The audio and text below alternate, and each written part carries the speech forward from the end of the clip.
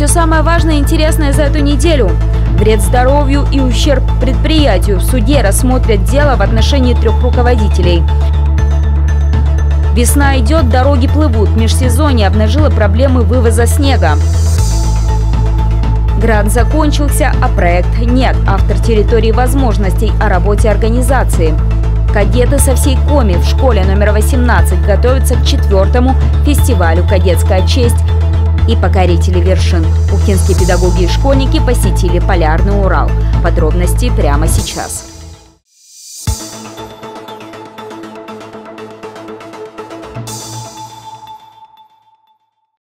Ухтинским городским судом по итогам предварительного слушания назначено к рассмотрению уголовное дело о происшествии на нефтеперерабатывающем заводе. Фигурантами уголовного дела стали начальник цеха, заместитель начальника цеха, а также начальник участка предприятия. Они обвиняются в нарушении требований промышленной безопасности опасных производственных объектов, что повлекло по неосторожности причинение тяжкого вреда здоровью сотрудника предприятия, а также крупного ущерба. Следствие установило, что в январе прошлого года на участке приема, хранения нефти и приготовления товарной продукции предприятия случилась авария. Напомним, о ней стало известно вечером 10 января, когда в соцсетях стала появляться информация о взрыве недалеко от торгового центра «Ярмарка». Яркая вспышка в небе и хлопок. В результате происшествия пострадал один из рабочих, который получил тяжелые травмы, а предприятию был причинен имущественный ущерб, который оценили свыше 55 миллионов рублей.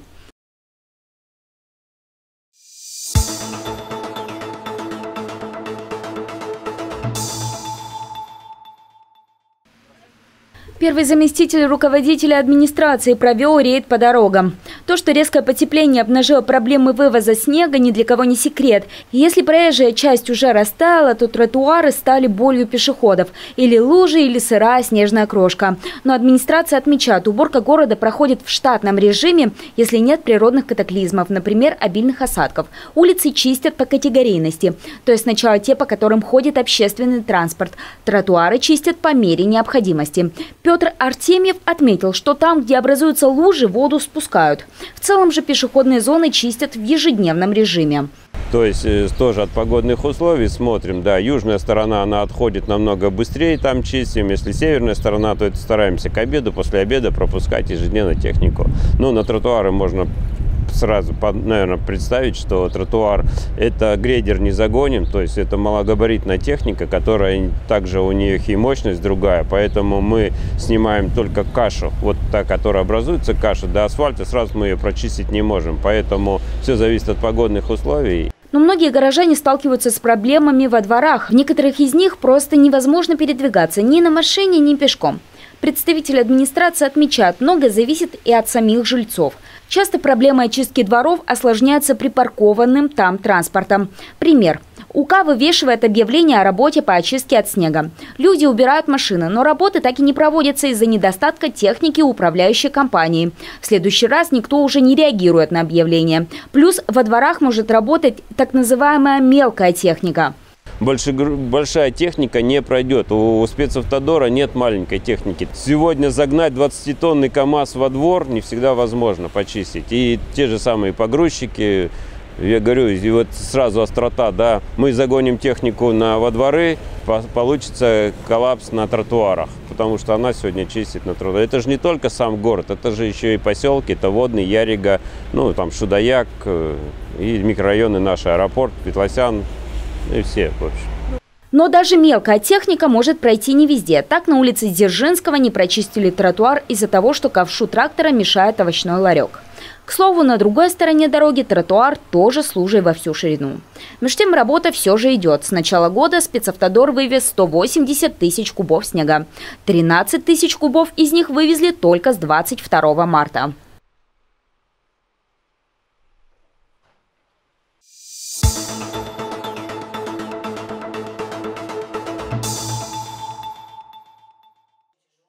Автор проекта создания диагностико-консультационного центра «Территория возможностей» рассказал о результатах работы.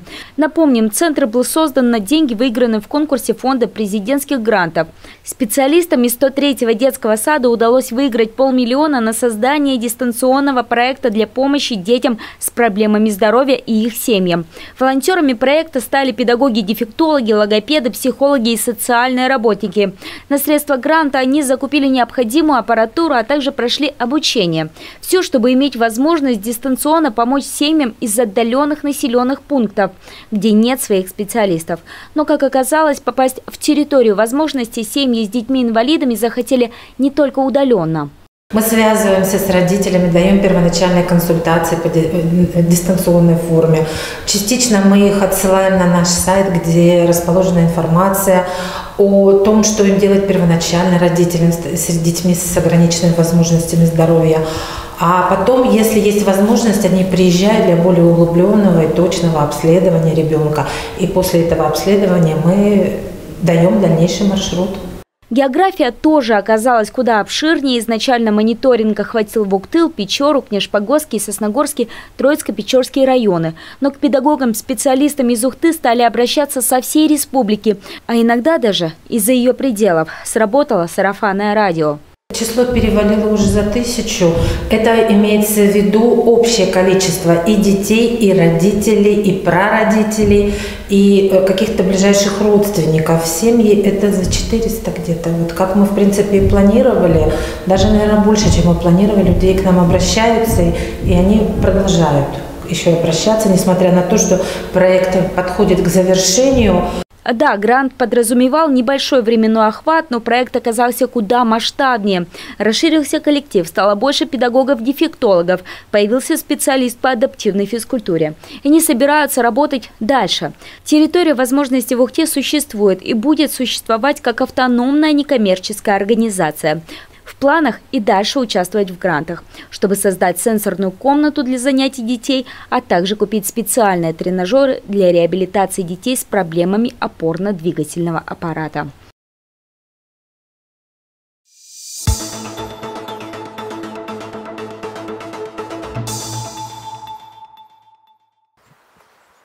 В школе номер 18 полным ходом идет подготовка к традиционному фестивалю «Кадетская честь». Уже не первый год мероприятие для кадетов в Ухте носит республиканский статус, проводится на базе 18-й школы 4-й раз. В этом году в соревнованиях школьников поучаствует 8 команд, как из Ухты и ближайшего Сосногорска, так и из отдаленных муниципалитетов Усинска и Воркуты.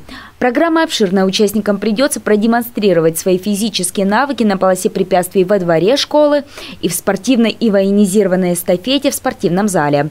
Также для кадетов организуют и интеллектуальный конкурс. Будут потом интеллектуальные игры, это кадетские баталии. Дети тоже, опять же, это будет соревновательный момент. Это все будет происходить в один день. И на второй день у нас будет смотр строя и песни. Тоже будет один из соревновательных моментов. Он будет проходить в спортзале. И закрытие будет в ГДК. Завершится все традиционной церемонией награждения в городском дворце культуры. Тогда же участники станцуют кадетский вальс, а еще узнают, кому же достанется переходящий кубок. В прошлом году он так и остался у хозяев фестиваля в школе номер 18. Стартует кадетская честь в ближайший понедельник, 5 апреля.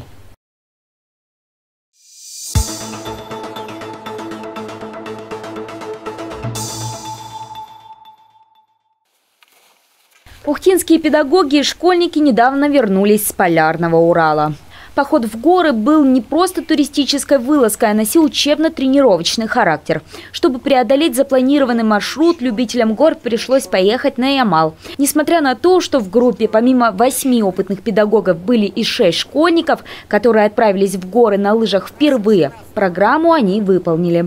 Как отмечает руководитель группы, для этих юных туристов первый блин был совсем не комом, хотя было непросто. Мы прошли, в общем-то, до вершины где-то порядка 14 километров. Там был базовый лагерь. И были организованы у нас занятия. Занятия по ледовой технике, занятия по задержанию на снежных и фирновых склонах, хождение по фирновым склонам И было совершено восхождение на вершину, мы его называем «Динозавр», отметка ее 1159 метров. Поднимались, в общем-то, от базового лагеря, получается, это 700 метров. После покорения вершины были и занятия на ледовом склоне. По обледенелому ручью туристы поднимались со специальным оборудованием, в числе которых были кошки и веревки. Были планы подняться еще на одну вершину, но коррективы внесла погода. Она путешественников из Ухты баловала не все время. 3 ночевки в палатке при минус 20 были комфортные. Помогали печки и хорошие спальники. А вот 4-я ночь после резкого потепления принесла туристам немало эмоций. Последняя ночевка достаточно была такая жесткая. Был очень сильный ветер. Достаточно сказать, что в одной палатке сломало кол дюралевый. И с палатки стало потихоньку заваливать. Утром у нас, например, было так, что палатку, вход, который тубус затягивается, был засыпан полностью. Выбраться мы не могли. Соседние палатки нас откопали. Но, как отмечает Владимир Хромцов, который руководит секцией туризма уже более 30 лет, такие приключения для современных школьников только на пользу. Во-первых, в походах со взрослыми они учатся взаимовыручке и организованности. Даже при погрузке в поезд этой группе удалось удивить проводников своей сплоченной командной работой. А во-вторых, бонусом приключениям в горах подросткам достается детокс от гаджетов и соцсетей. Теперь бессменный руководитель туристской секции планирует выводить все 3 группы своих воспитанников. В мае планируется несколько водных походов по близлежащим ухтинским рекам.